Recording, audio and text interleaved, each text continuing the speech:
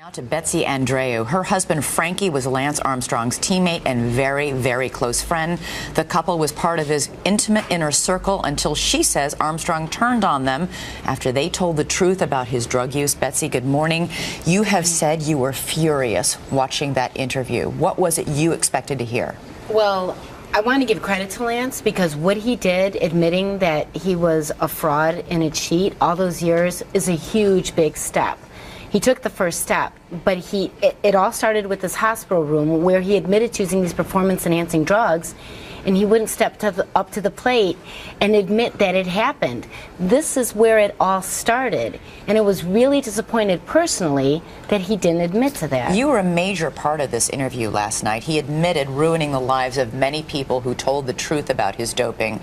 But when he was asked point blank if you told the truth when you testified under oath that Lance had told his cancer doctors in that hospital room that he had used performance-enhancing drugs, he refused. He said, "I'm going to lay down on that one." It sounds like he was saying, she didn't tell the truth, but I'm not going to challenge her anymore.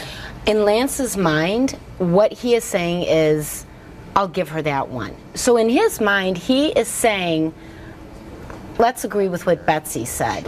It would have been nice, but I think there's legal issues there, because if anybody lied under oath about the hospital room before the grand jury, that just opens up a myriad of problems. Let's take a look at the clip when he was asked whether or not he'd made things right with you, because he said he's been on sort of an apology tour, calling some people to apologize. Let's take a look at what he said.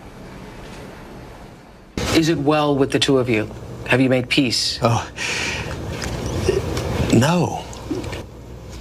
I think she'd be okay with me saying this, but I'm going to take the liberty to say it. And I said, listen, I called you crazy. I called you all these things, but I never called you fat. I never called you fat?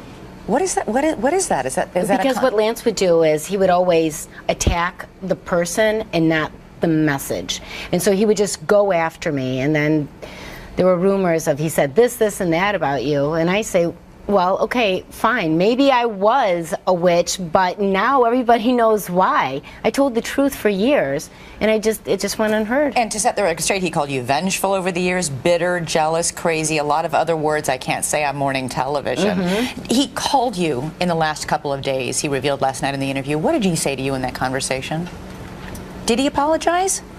He did apologize, and it means more that he apologized to me on the phone and not in a public forum. But this was the first time you'd heard him from him in years and years and years. Since I saw him at my deposition in 2005. What was it like to hear him on the phone? How did he sound? Mythic.